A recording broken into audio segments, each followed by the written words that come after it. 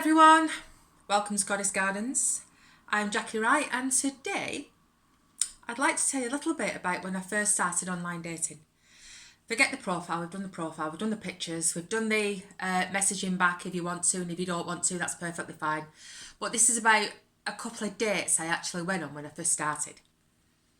So when you first start, well for me anyway, who'd had no dating experience for quite a while, you just take everything as read really, like, you know, it's like this is what happens. Go out for dinner or drinks and then see where the night takes you, stuff like that. So it was a bit of a surprise when I soon knocked that on the head going for dinner. I soon knocked that on the head. It's a long time to spend with somebody if you don't particularly like them or you're not getting on. There's just nothing going on. And it's a long time to spend with somebody you know is really keen and you're not. But the very first date I went on, I remember he was widowed. And he was a lovely guy, a lovely guy. And he said, oh, should we go out for something sweet? I said, yeah, we can do. So I met him in town. And he took me to this tapas restaurant because he had like a Groupon voucher thing. Actually, I don't think it was Groupon. It was like a flyer. He had some sort of flyer, like 3 tapas for $9.95. So I thought, well, you might as well have turned up the Groupon thing because I wasn't impressed at all. So we had these tapas, and then next thing I know, he's sat right next to me. And I don't know what it is with older guys, but a lot seem to like wearing jewellery. And that's an absolute massive turn off for me. Guys who have 2 earrings in, 2 crosses, and a pink earring and a big jock-off bracelet. And I just think, Christ, no. So he had this ring on. And he got hold of my hand for some reason, and he was squeezing it that tight. I actually had a flaming imprint on my hand from his ring. Anyway, withdrew my hand, sort of like, you know, what do you think you're doing? And when we got back to the tram stop, you know, it's like, don't try and kiss me in broad daylight at a tram stop. I'm not 14, but they all do. They all do this. So I didn't think, well, where else are you going to try and kiss me, really? But I just thought, no. And I couldn't get on the tram quick enough. And as the tram was going off, he was running down the side of it, making these funny faces. I'm thinking, no. But for me, on that date as well, he was talking a lot about his wife, which is natural. And that made me think, you're actually not quite ready. I think it'd been about a year or so since she'd died. But I've also found out, with older dating, a lot of guys who are widowed do want to find somebody quickly. They do want to find somebody pretty quick. I just think, I don't know if you're ready. But I didn't see him again. I didn't really want to see him again. But that was like my first experience of my first date. And then I went on, I've been on loads of dates. And I'll be honest with you, when I first started, I thought I'd find somebody within 6 months. Oh, I'll easily find somebody in 6 months, mate. That was 6 years ago. And we're still here. And I have been on quite a lot of dates, but I find, and I'm sure it's not just the older thing, you're having banter with somebody and you're talking with somebody on the phone and everything else, and then when you meet them, that person's not there. I think so. You try and get it back to that, don't you? Like what we were talking about, laughing about, and all that. And well, in my experience, it's like I want your twin back. I don't like you. I want your nice twin back. But so another date I've been on, this guy stopped me actually going out in the evenings for quite a while. And I should have listened to my instincts and I didn't, but I should have done. And we've been having some chats on the phone and everything. And he'd asked me a couple of personal questions which I wasn't particularly happy about. And I nearly binned him off then, but somebody said, oh no, give him a chance, because I am quite picky. I will admit it, I am quite picky. It doesn't take much. So I thought, yeah, go on then. He'd asked me if I had any tattoos. And I said, no, but even though I had, they wouldn't be visible. He went, well, it's my deal breaker. I went, well, that's fair enough because everybody's got a deal breaker. And then he said, and you better not have had any work done. Oh, hello. So why's that then? I just don't like it. I can spot it a mile off if you've had any work done. Oh, all right then.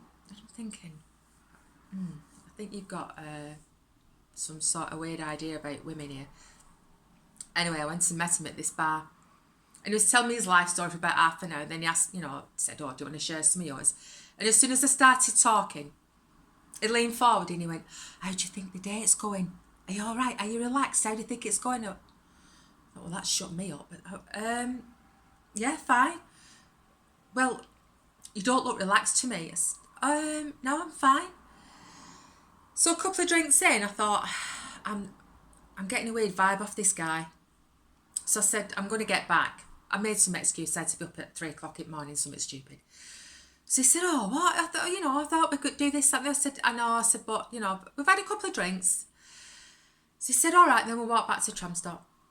Oh, and he'd said something about, a lot of them say this, they can have their ex back like that tomorrow. But didn't they say she'd married somebody else? Well, yeah, but, right, okay. And a lot of guys say this, and he'd said the same. She's with somebody, but I know I could get her back tomorrow. So I think, why the hell do you think that? But he was saying something about she'd never worked. He didn't like her working. She'd never worked. And I was sort of like, oh God, you've not got to change the kitchen sink, have you? And he says something along the lines of nothing wrong with that. And I thought, oh, I don't think you like women. I don't think you actually like women. And then he said to me, so I take it the diet's not working then, and that's not your natural hair colour, is it? Obviously, it's not my natural hair colour, obviously. So I just thought, you are weird. So he's walking me back to tram stop, and we're in the northern quarter, and you have to go through sort of like back streets really to get to Market Street where the tram stop was outside Debenhams. And as we're coming down this side street, he sort of tried to pin me up against the wall, tried to kiss me against the wall, but sort of pinned up against the wall.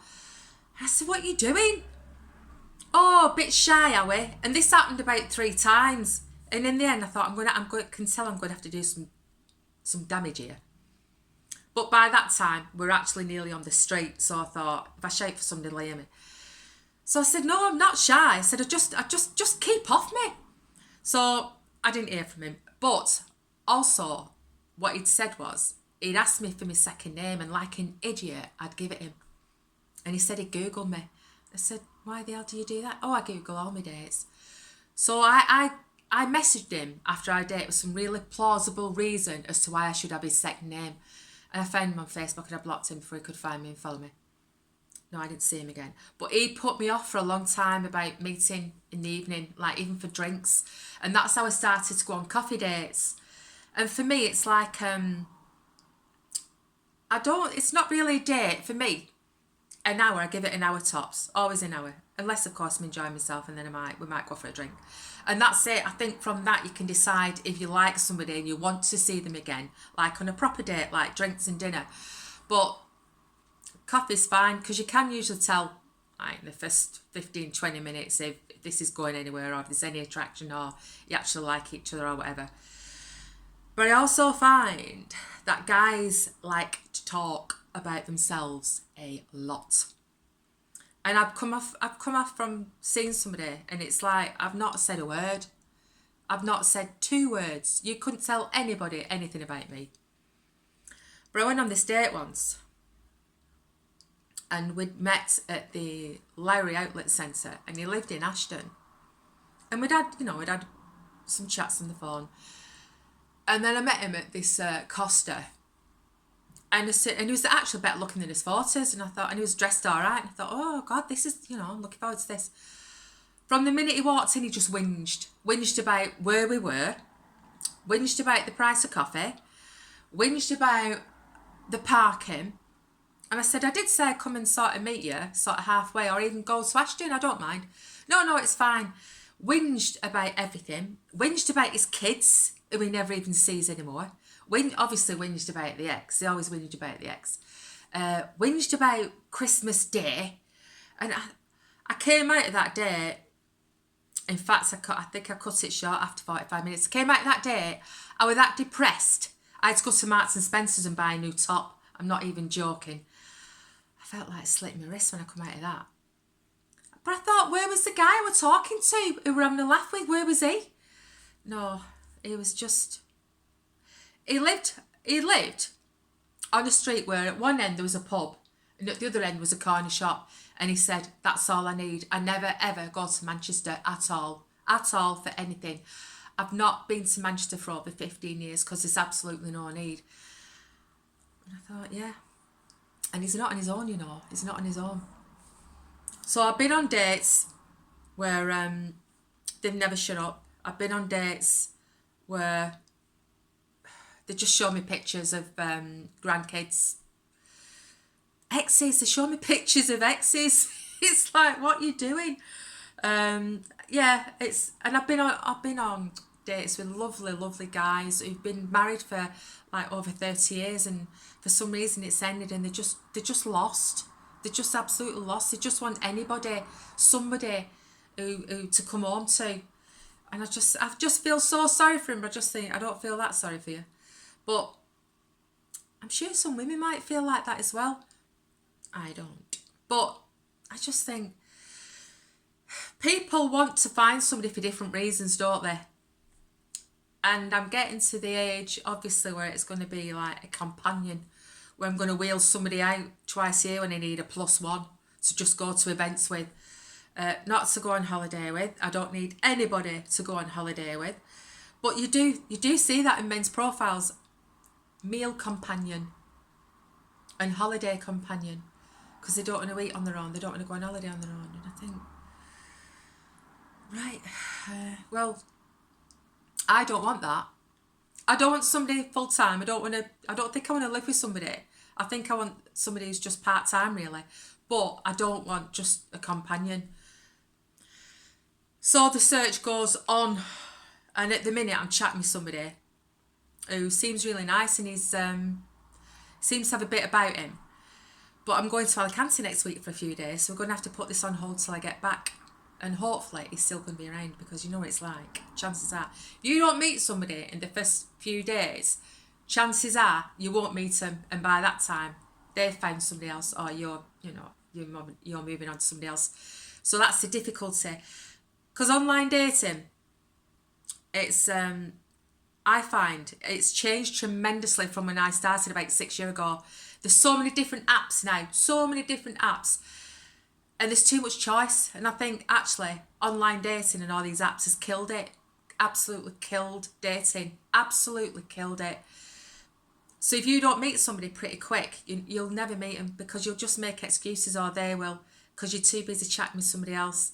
It's awful in a way. It's awful.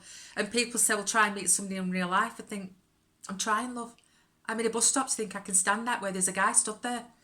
Hey, all right, not raining, is it? It's like, it's very, very difficult. So that's where we are at the minute. So hopefully, when I get back from Alicante, he's still around, and we'll have a bit of a chat and meet up. I'll keep you all posted. See you soon.